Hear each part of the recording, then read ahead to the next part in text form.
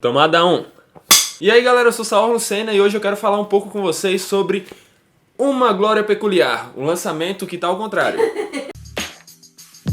Uma Glória Peculiar, o lançamento da editora Fiel feito pelo John Piper. E se você ainda não sabe quem é o John Piper, ele é um grande teólogo e pastor desses últimos anos e você pode pesquisar aí na internet, no YouTube mesmo, você encontrará vários vídeos de pregações e aulas dele. Se você está assistindo esse vídeo hoje, dia 14, então esse livro foi lançado ontem, dia 13. Na verdade ele foi lançado dia 13 de qualquer forma, a questão é só o ontem, né? Na verdade, Uma Glória Peculiar já estava pronto há algum tempo, a Fiel já tinha até enviado para nós para que fizéssemos a resenha, eu já tinha lido, já estava pronto para fazer, só que por causa de alguns errinhos, nada que atrapalhe a leitura ou interfira na integridade do livro, o lançamento dele foi adiado. E algumas outras pessoas também já haviam recebido esse livro, as pessoas que são assinantes da Box 95 já tinham recebido esse lançamento.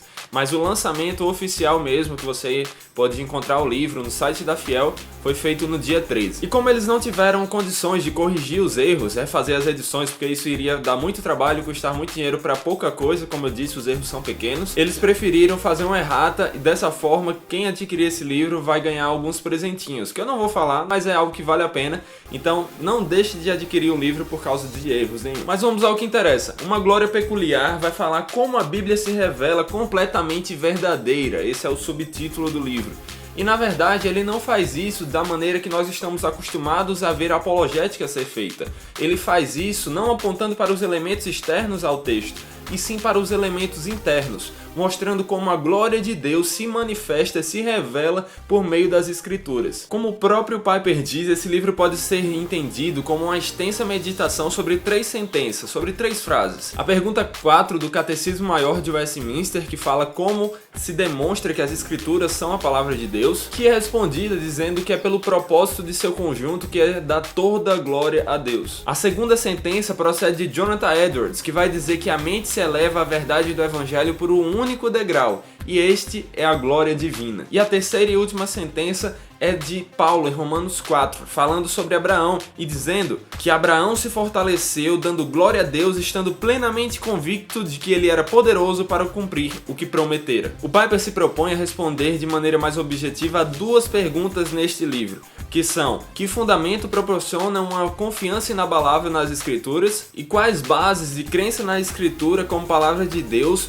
honram de verdade a Deus. Piper não quer dizer que devemos crer nas Escrituras porque elas dizem ser palavra de Deus, e sim porque elas se manifestam verdadeiramente como divinas. Para ele, a glória de Deus em e por meio das Escrituras é objetiva, real e autoconfirmadora. Ele vai dizer que isto é libertador, pois a confiança nas Escrituras não está reservada apenas aos eruditos, mas a todos aqueles que têm olhos para ver, mas também que é devastador, pois só Deus pode abrir nossos olhos, pois estamos todos cegos e caídos em pecado e amamos essa cegueira. E só Ele, abrindo nossos olhos, pode permitir que possamos ver a sua glória por meio da Bíblia. Este livro tem 374 páginas, sendo dividido em 17 capítulos ou 18 se você contar com a conclusão. E esses capítulos são divididos em 5 partes maiores. Piper dedica poucas páginas às primeiras 3 partes, porque como ele mesmo diz, o seu objetivo será encontrado nas partes 4 e 5, onde ele dedica mais da metade do livro.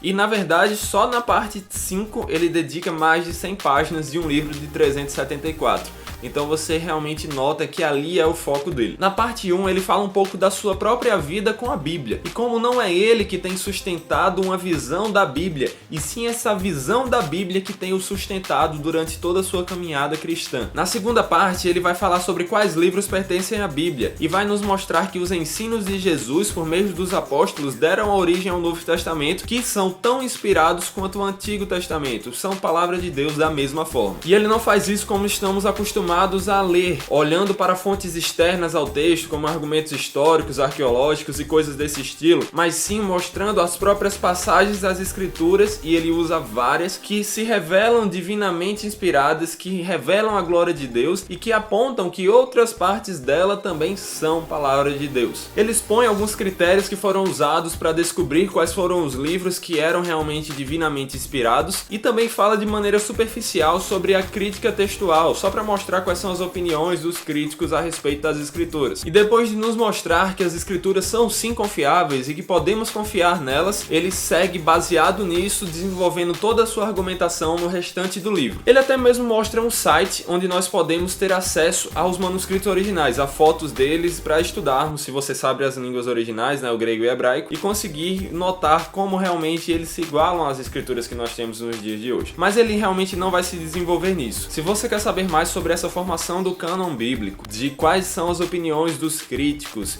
e quais são os elementos usados para identificar os livros inspirados, toda essa parte mais técnica, você pode encontrar algumas informações na entrevista que fizemos aqui com o reverendo Hermes Temaia, que você achará aqui na descrição, e também no próprio livro dele que recomendamos lá no vídeo. Na parte 3 ele vai mostrar o que as escrituras afirmam sobre si mesmas, mostrando que o Antigo Testamento a todo momento se coloca como palavra de Deus, que Jesus disse que o Antigo Testamento era a palavra autoritária de Deus e que os escritos dos apóstolos também receberam essa autoridade de Jesus. E como ele falou, apenas a Bíblia, apenas as escrituras sagradas têm essa inerrância, essa autoridade divina. Já chegando na parte 4 e caminhando para a parte 5, que como eu falei são as partes onde ele mais se desenvolve, ele vai falar sobre o que acontece na nossa experiência quando vemos a glória de Deus revelada nas escrituras. E dessa forma tenta mostrar como isso prova que elas são a palavra de Deus. No capítulo 8, que pertence à parte 4, ele vai falar sobre o que Jonathan Edwards pensava ser o fundamento seguro para a nossa fé. Até porque ele se baseia em Edwards não apenas para esse livro, mas muito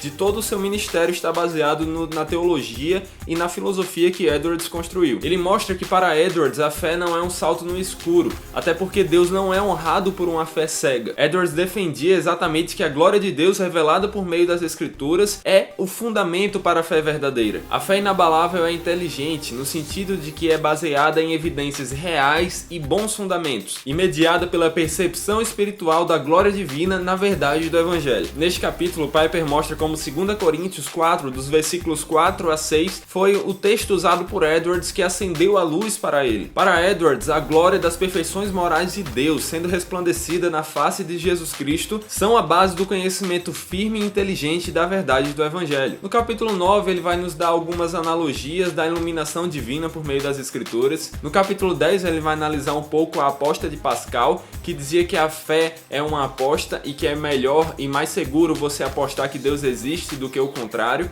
E ele vai mostrar que realmente isso não é a fé cristã. Deus não é honrado por uma fé cega, por um salto no escuro. E no capítulo 11, que é o último desta parte 4, ele vai falar sobre o que Calvino dizia a respeito do testemunho interno do Espírito Santo e como ele nos convence e nos sustenta por meio das Escrituras. Por fim, na parte 5, ele vai apresentar o título do livro. Piper nos mostra como as Escrituras são confirmadas por uma glória peculiar de Deus. Ele diz que o objetivo dos capítulos desta parte é mostrar algumas das faces do diamante que é a glória de Deus revelada por meio das Escrituras, que a tornam tão diferente de todas as religiões rivais no mundo. E no âmago desta glória está a glória totalmente única de Jesus Cristo. Esse brilho peculiar resplandece por todas as Escrituras, atingindo seu esplendor máximo e mais belo na figura de Jesus Cristo, se humilhando, servindo, morrendo e ressuscitando por pecadores. A sua majestade realmente é expressa pela sua humildade. No capítulo 12, ele trabalha a diferença entre ver a glória de Deus por meio das Escrituras e por meio do mundo. No capítulo 13, ele nos mostra como a glória de Deus se manifesta por toda a história e como podemos vê-la através de 6 aspectos: na predestinação, na criação, na encarnação, na propiciação, na santificação e na consumação. No capítulo 14, ele nos aponta como a glória de Deus é manifesta por meio do cumprimento das profecias bíblicas. No capítulo 15, como ela é expressa também por meio dos milagres. E no capítulo 16, ele vai nos mostrar como a glória de Deus é expressa da antiga maneira que tem trazido as pessoas a Cristo, a maneira como ele transforma as suas vidas por meio da ação do seu Espírito e da sua palavra. Já no último capítulo do livro, que é o 17, ele vai falar um pouco da importância da argumentação histórica, e ele vai mostrar que ela tem sim importância, que ela tem o seu papel, mas que as pessoas muitas vezes confundem qual é ele. E por fim, na conclusão, ele vai nos dizer como podemos aplicar as conclusões que aprendemos durante toda a leitura à nossa vida, ao nosso dia a dia. E é aí que nós encontramos na última página mais uma surpresa, pois lendo, nós vemos que o Piper pede para que oremos,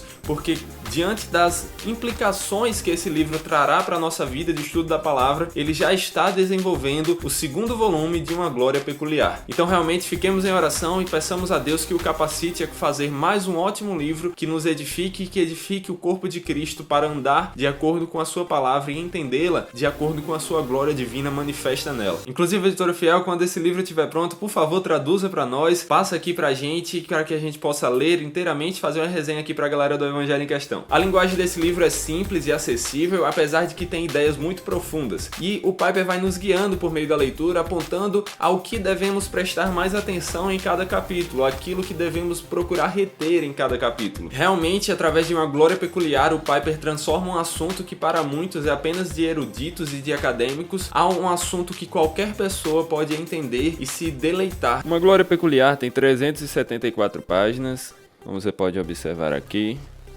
A folhinha é amarela, do jeitinho que a maioria das pessoas gostam. Eu pessoalmente amo essas folhas. Tem muito espaço na margem e dessa forma é muito bom para fazermos anotações nas laterais e tudo mais. E além disso, a letra é muito boa, é um tamanho muito agradável de ler. Então isso são dois fatores que contribuem para termos tantas páginas assim. Apesar de que é um livro de tamanho médio, né? Não é grande. E realmente vale a pena, você não fica cansado lendo essas páginas. Aqui vocês podem dar uma olhada no sumário e no conteúdo que o livro tem. Já falei praticamente os aspectos mais importantes, mas quem ficar curioso aqui pode dar uma olhada também.